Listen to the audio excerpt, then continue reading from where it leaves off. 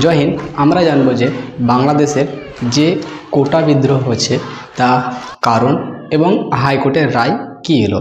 তাহলে কোটা বিদ্রোহ শুরু হওয়ার মেন কারণ হচ্ছে যে বাংলাদেশ স্বাধীন হয় 1971 খ্রিস্টাব্দে 16ই অক্টোবর, কিন্তু স্বাধীন হওয়ার পর কনস্টিটিউশন লেখা হয় 1972, মানে তার পরে ঠিক এক বছরে।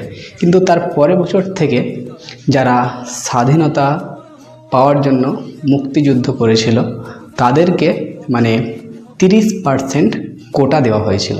মানে 30% কোটা মানে চাকরির ক্ষেত্রে ওদেরকে 30% ওদের জন্য সিট রিজার্ভ থাকবে। তো এরকম মানে চলতে থাকে 2018 পর্যন্ত। কিন্তু 2018তে কী হয়, মানে তীব্র যেরকম আজকের দিনে বা কিছুদিন আগে এক মাস ধরে যে প্রোটেস্ট চলছে, সেরকমভাবে কিন্তু এর থেকে 4 গুণ প্রোটেস্ট চলছিল 2018তে। 2018তে কিন্তু কী হলো যে কোটা সিস্টেম পুরোটাই বাংলাদেশের সংসদ শেখ হাসিনা পুরোটাই বাদ দিয়ে দিল। কী করলো? পুরোটাই বাদ দিয়ে দিল। তারপরে কিন্তু 2021 খ্রিস্টাব্দে মুক্তিযোদ্ধারা 6 জন মিলে বা কিছুজন মিলে হাইকোর্টে কেস করলো বা আপিল করলো। আপিল করার পর এবার 2024 সালে 5ই জুন সুপ্রিম কোর্টের রায় আসে যে আবার লাগু হলো কোটা সিস্টেম। এবার কোটা কি?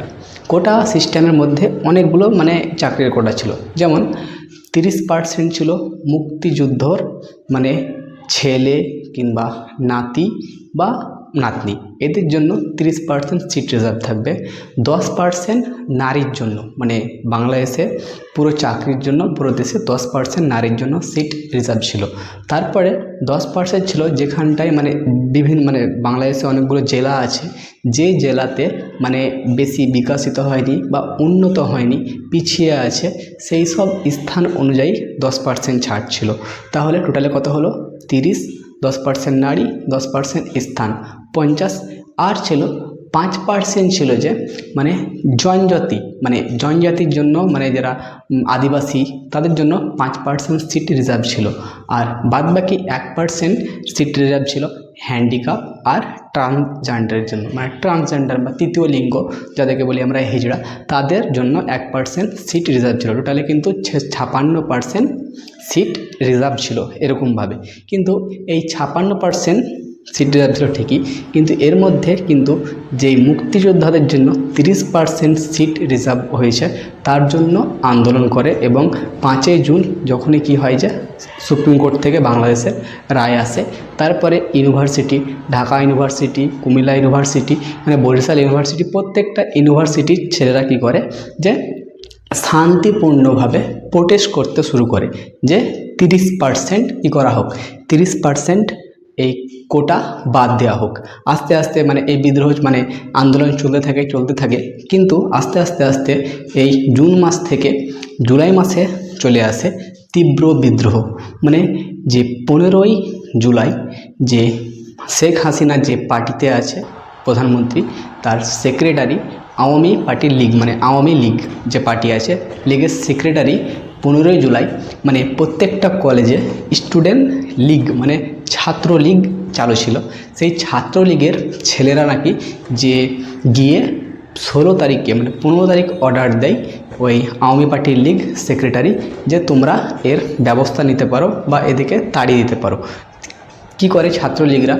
16 তারিখে যায়, যে সমস্ত ছাত্রছাত্রীরা প্রোটেস্ট করছিল শান্তিপূর্ণভাবে তাদেরকে বেধড়ক মারে, মানে এত মারে কান দিয়ে নাক দিয়ে রক্ত পড়তে থাকে, এবং রক্ত পড়ার সঙ্গে সঙ্গে মানে অনেক তীব্র রূপ নিয়ে নেয় 16 তারিখের পর 17 তারিখ পুরো স্টুডেন্ট খেপে যায়। কী হয়? পুরো স্টুডেন্ট খেপে যায়। প্রত্যেকটা ইউনিভার্সিটি, মানে ঢাকা ইউনিভার্সিটি, বরিশাল, কুমিল্লা যতগুলো ইউনিভার্সিটি ছিল সব কিন্তু পুরোপুরি খেপে যায়। এরপরে কিন্তু 17 তারিখ মানে কোটা বিদ্রোহ মানে চরম রূপ নিয়ে নেয়।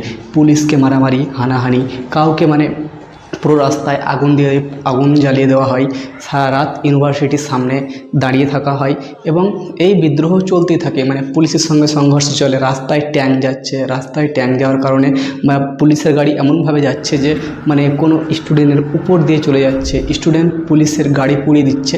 এরপরে 17 তারিখ 18 তারিখ কিন্তু কী হয়, আরও তীব্র রূপ নিয়ে নেয় এবং মিলিটারি ফোর্স নামিয়ে দেওয়ার পর এবার বিদ্রোহ কন্ট্রোলে আনার চেষ্টা করে। কিন্তু এর মধ্যে মানে কিছু বলছে যে মানে তীব্র মানে যারা আতঙ্কবাদী ছিল তারাও মানে হামলা করেছে বা মানে মানে পার্টি তো নিজের দোষ নেবে না, একটা পার্টি অন্য পার্টিতে দোষ দিবে। তো আওয়ামী পার্টি মানে যে বিরোধী পার্টি আছে তাকে দোষ দিচ্ছে যে তুমি এই ছাত্রদেরকে তুমি কী করেছো, মানে ভড়কালছো, নিয়ে এরকম মানে যুদ্ধের রূপ নেওয়ার চেষ্টা করেছো। কিন্তু 19 তারিখ কী করে যে 18 জুলাই কী করে এরকম রূপ নেয়। 19শে জুলাই কী করে যে মানে শেখ হাসিনা পুরো ইন্টারনেট কী করে দেয়, বন্ধ করে দেয় পুরো বাংলাদেশের মধ্যে। 17 তারিখ 16 তারিখ বিভিন্ন ভয়াবহ কাণ্ড চলে আসে, মানে পিছনে যে ব্যাকগ্রাউন্ড মানে যে চলছে এরকমভাবে মানে রূপ নেয়, মানে মারামারি কাটাকাটি চলতে থাকে। স্টুডেন্ট মানে মেয়ে গার্লস মানে যত ছেলে ছিল মেয়ে ছিল মানে প্রত্যেকটাই মানে এমন গ্যাস টিয়ার গ্যাস চালানো হয়, মানে রবার্ট গুলি চালানো হয় এবং লাঠিতে চার্জ করা হয়, মানে মারামারি ফাটাফাটি মানে চলতে থাকে। 19 তারিখ কী করে এই বিদ্রোহ মানে এই যত সমস্ত মানে ভিডিও ক্যামেরা হচ্ছিল, রাস্তা বন্ধ হচ্ছিল, কলেজে মারপিট চলছিল, হসপিটালে মারপিট চলছিল, হসপিটাল থেকে কেউ পড়ে যাচ্ছে, ফ্ল্যাট কারো জ্বালিয়ে দিচ্ছে, এই জ্বালার কারণে কি হয় যে ইন্টারনেট কী হয়, বন্ধ করে দেয় 19 তারিখ ইন্টারনেট বন্ধ থাকে, 20 তারিখ ইন্টারনেট বন্ধ থাকে।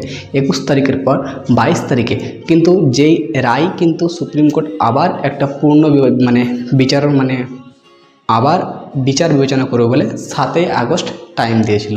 কিন্তু এই তীব্র কোটা বিদ্রোহের কারণে আবার 22শে জুলাই কী হয় যে আবার পুনরায় আবার রায় ঘোষণা হয় যে সুপ্রিম কোর্টের ছাত্ররা কোটা বিদ্রোহ থেকে মানে জিতে গেল এবং কোটা বিদ্রোহতে মানে 93% থাকবে মেধাভিত্তিক কোটা, আর বাদ বাকি 5% থাকবে মুক্তিযোদ্ধাদের জন্য, এই জনজাতিদের এলাকা এবং স্থান অনুযায়ী, আর 1% থাকবে তৃতীয় লিঙ্গ আর মানে হ্যান্ডিক্যাপদের জন্য এই 1% থাকবে।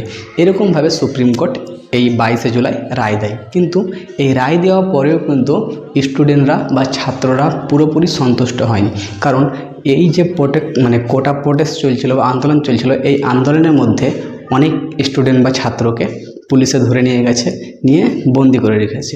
এবার স্টুডেন্টদের দাবি, এবার যতজন স্টুডেন্টকে ধরে নিয়ে গেছে সবাইকে কি করবে যে ছাড়তে হবে, কি করতে হবে, ছাড়তে হবে।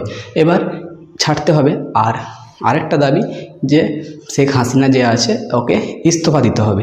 তাছাড়াও এর মধ্যে মানে অনেক কি হয়েছে যে আজ মানে এখন পর্যন্ত রিপোর্ট প্রায় 175 জন মানে মারা গেছে, প্রায় 4000 মতো আহত আছে। মানে এত পরিমাণ মানে তীব্র কোটা বিদ্রোহ চলছিল, তার কারণে স্টুডেন্টদের একটি মানে চাহিদা, মানে যত সমস্ত আমাদের স্টুডেন্ট বা ছাত্রকে ধরে রাখা হয়েছে সবকে ছেড়ে দাও, কারণ আমরা এত ছাত্র প্রাণ হারিয়েছি, এত ছাত্র আহত হয়ে আছে, আর শেখ হাসিনা তুমি মানে ইস্তফা দাও, স্টুডেন্টরা দাবি করছে।